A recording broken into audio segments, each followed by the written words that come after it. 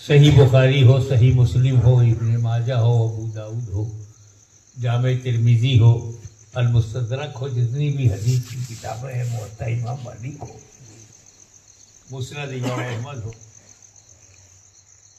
सब किताब है। इससे बड़ी किताब वो है जो अल्लाह की किताब है। तौरेत है, इंजील है, ज़बूर है, कुरान है, ये अल्लाह की किताब है। ये रसूलुल्लाह की किताब है।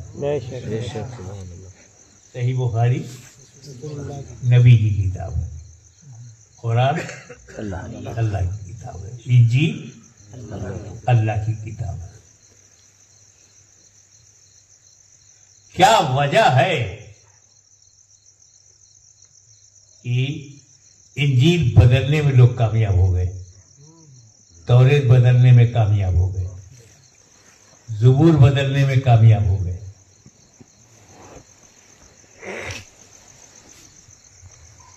कुरान बदलने में आज तक कोई कामयाब नहीं हुआ। मुसलमान बदलने में कामयाब हुए, कुरान बदलने में कामयाब नहीं हुए।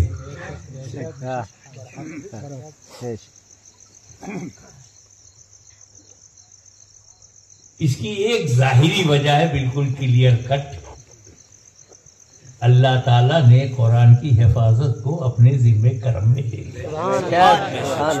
अल्लाह ही रक्षक है, तो जब वो रक्षा करेगा कौन बदल पाएगा? जब खालिक ही हिफाजत कर रहा है तो मखलूक कैसे बदले? जब रचयिता हिफाजत कर रहा है तो रचनाएं कैसे बदल पाए?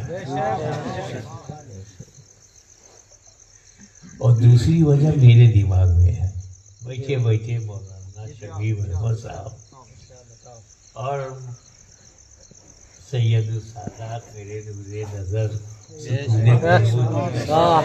नूरुल्लाह शाह बुखारी मददी, बैठे बैठे मेरे मन में आया, किसी किताब में नहीं पढ़ा था इसलिए बयान कर रहा हूँ। पहली बार हजरत मूसा ने तौरेत दिया, बदल गई। हजरत दाऊद अलैहिस्सलाम ने ज़बूर दिया, बदल गई। ईसा मसीह अलैहिस्सलाम ने इंजील दिया, बदल गई। रसूल पाक ने कुरान दिया, नहीं बदला। एक वजह तो ये कि खुदा ही कुरान का मुहाफिज है, और दूसरी वजह ये है जाहिरी कि जब मूसा अलैहिस्सलाम ने तौरेत दिया तो सिर्फ किताब दिया, अहले बैत नहीं दिया। जब ईसा मसीह ने इंजील दिया तो सिर्फ किताब दिया, अहले बैत नहीं। और मुस्तफा ने जब कुरान दिया तो साथ में अहले बैत।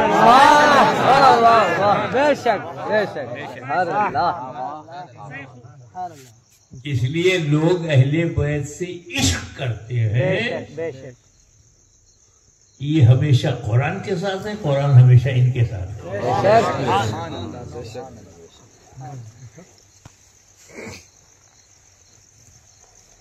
आप कुरान भी कहते हो और हदीस भी कहते हो, और दोनों एक ही मुंह से निकला है। मुंह एक है।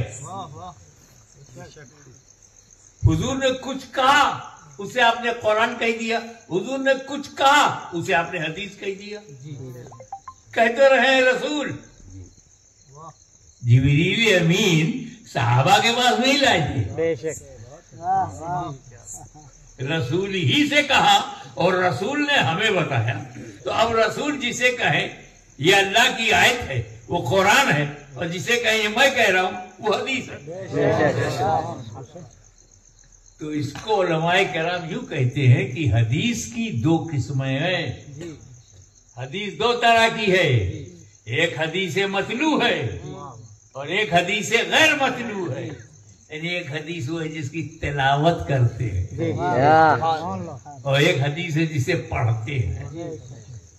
ये मतलू तिलावत वाली, तो कुरान है जिसको तिलावत करते हैं, बुखारी है जिसे पढ़ते हैं। तो रसूल की जुबान से निकला हुआ लफ्ज ही कुरान है। और रसूल ही की जबान से निकला हुआ लफ्ज हदीस है।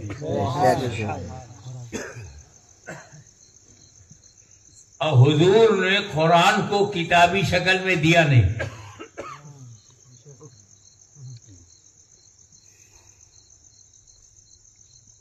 और अपने इरशादात भी नहीं लिखवाए। बेशक न कुरान लिख के दे रहे हैं रसूल, न हदीसें लिखवा रहे हैं रसूल। अगर रसूल पाक दसियों सहाबा जो पढ़े लिखे थे उनसे अपनी 1,00,000 हदीसें लिखवा देते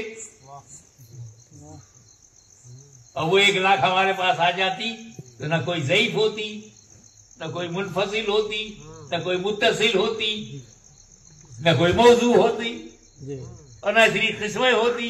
सही है तो सही लेजाते ही है, लगाई रही है। हसन है तो हसन लेजाते ही है, ले गई रही है। ये किस्में मुहद्दिसीन को जो करना पड़ा इसलिए कि रसूल ने हदीस की किताब दी नहीं। अब आओ, हुजूर के मुंह से जो निकले वो हदीस है, और जिसे वो कहे कि अल्लाह का कलाम है वो कुरान है। तो 30 पारे को कुरान कह के अलग रखो। बकिया जो रसूल बोलते थे वो हदीस, जो करते थे वो हदीस, और जो होने देते थे वो भी हदीस। खुद नहीं किया, खुद नहीं कहा, मगर हुजूर के सामने किसी ने किया, हुजूर ने रोका नहीं, वो भी हदीस। सुभान अल्लाह।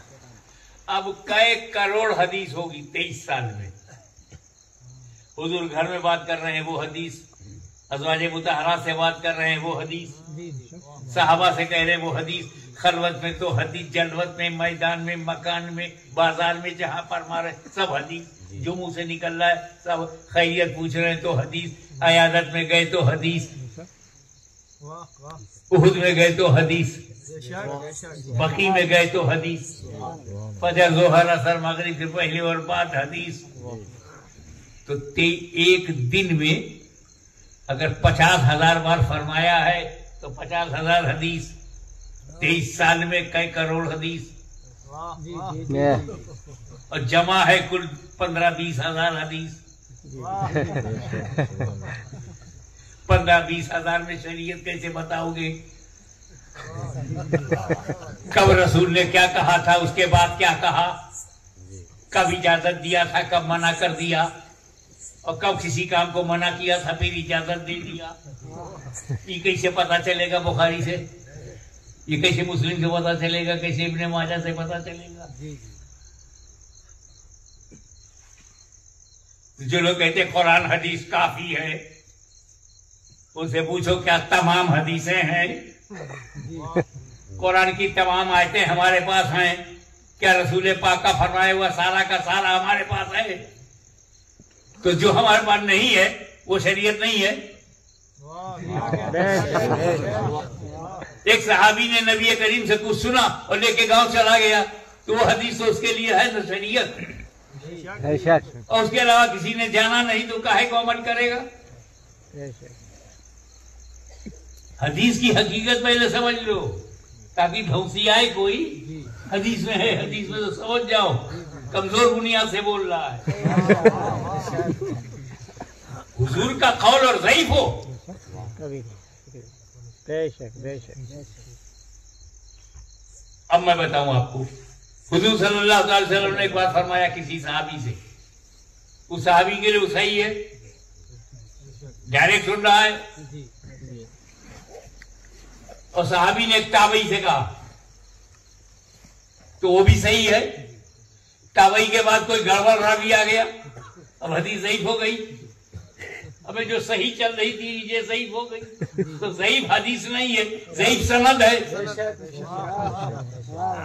गड़बड़ सनद में है, गड़बड़ हदीस में नहीं है। बेशक बेशक।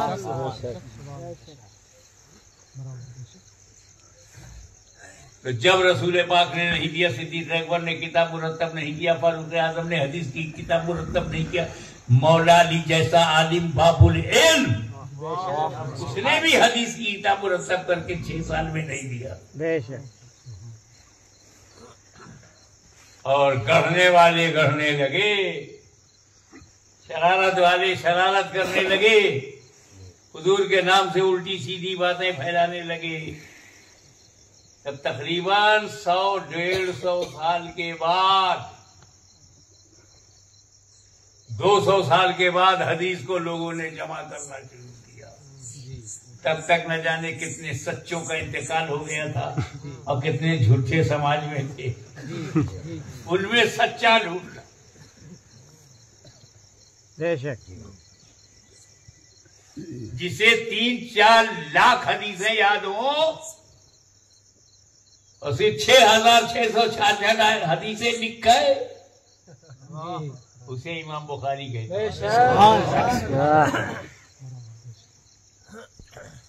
एक छोटा सा वाकया मैं आपको बताऊं। उन्होंने सुना कि किसी के पास एक हदीस है 50 की मील दूर, तब किलोमीटर नहीं था, मील, 50 मील दूर है, उसके पास हदीस है। चल दिए पैदल, सुबह के निकले, शाम को पहुंचे, थके मांदे भूखे प्यासे। जी जी बेशक। और उन्होंने कहा, देखा कि वो जो है, जो आदमी जिसे हदीस लेना है, वो अपने कुर्ते के दामन को ऐसे फैलाए है और बकरी को बुला रहा है, आ, और इसमें कुछ है नहीं, धोखा दे रहा है। जैसे ही बकरी आई कुछ खाने के लिए, बकरी पकड़ लिया। इमाम बुखारी ने देखा, अरे ये जानवर को धोखा देता, इससे मैं कैसे हदीस लूं? बेशक बेशक। कहीं इसमें ना पंगा हो जाए, गड़बड़ हो जाए। तो इतनी छानबीन के बाद बेशक बेशक तकरार को छोड़ दिया जाए तो सही तरीन अहदीस का जमा, सहीहैन को जो कहा जाता है, हजरत इमाम बुखारी और हजरत इमाम मुस्लिम, सही बुखारी सही मुस्लिम। और इसीलिए उलमा ने कहा है कि कुरान के बाद इस्लामी दुनिया में जो अफजलुल कुतुब है बादल किताब, वो सही बुखारी है।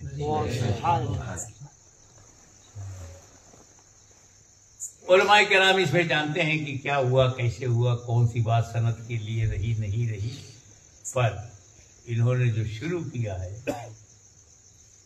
पहली हदीस जो लिखी है वो सुनने आप, ताकि आखिरी हदीस का अहमियत मालूम। बेशक बेशक। इन्नमल अमालु बिन्नियात, अमल का दारोमदार नियत पर है। यहां से इमाम बुखारी शुरू होते हैं।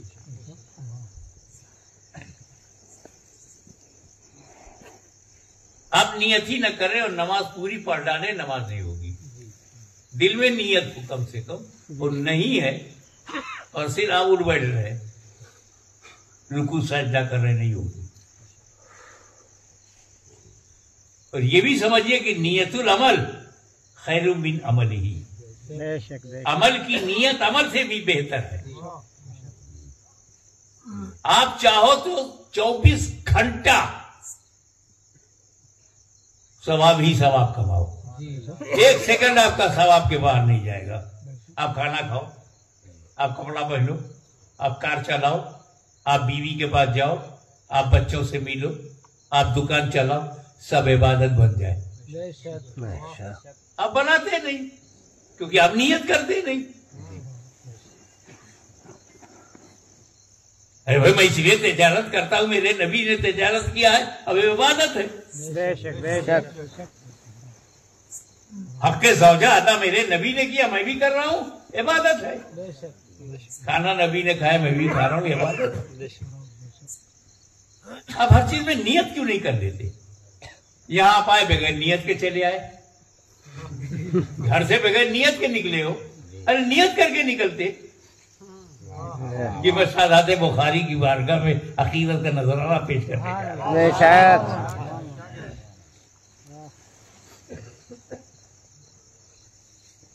मैं पीर नूरुल्लाह के यहाँ इसलिए जा रहा हूं कि उनके बाप के बाप के बाप उन्होंने हमें इस्लाम दिया, उन्होंने हमें मुसलमान बनाया और उन्होंने हमें इस्लाम दिया। नियत कर लो। गरीब नवाज यहाँ चले जाते और नियत ट्रेन की करते हो, नियत अजमेर की नहीं करते। क्या जाता है दिल में लाने में? बहुत हल्की सी बात मैं बोल रहा हूँ, मेरी नियत है कि मैं तकरीर कर रहा हूँ, अल्लाह ताला मेरे अल्फाज को कौन कबूल कर ले, सवाब मिल रहा है क्या। और जो आखिरी है तो वो भी हल्का मगर बहुत पावरफुल।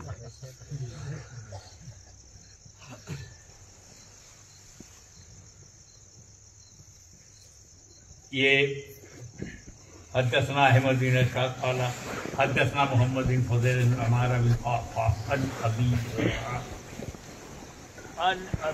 हुरैरा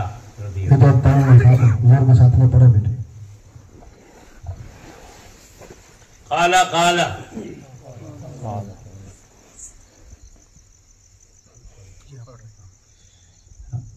काला काला नबी सल्लल्लाहु अलैहि वसल्लम कलमताने हबीबताने इला रहमान खफीफताने अलल लिसान सकीनताने फिल मीज़ान।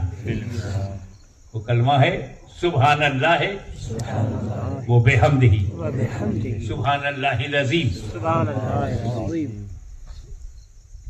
हजरत अबू हुरैरा रज़ियल्लाहु ताला अन्हु से मरवी है कि हुजूर सल्लल्लाहु अलैहि वसल्लम ने फरमाया दो कलमे अल्लाह को बहुत महबूब है, हबीब है। रहमान बेशक बेशक रहमान की फरमाता है कि ये दोनों बहुत ही हबीबतान, दोनों हबीब हैं रहमान को, और जुबान पर कहने में हल्के हैं, उच्चारण में प्रोनाउंसिएशन में तकलीफ नहीं है, भार नहीं है, वजन नहीं है, बहुत हल्के हैं जुबान पर और भारी हैं तराजू पे। जुबान पर हल्के हैं और मीजान में भारी हैं। और पढ़ के देखो सुभान अल्लाह बेहम्दिही सुभान अल्लाह बेहम्दिही। महबूब कलमा है, हल्का है जुबान पे और भारी है मीजान में। सुभान अल्लाह है वो बेहम्दिही सुभान अल्लाहिल अज़ीम।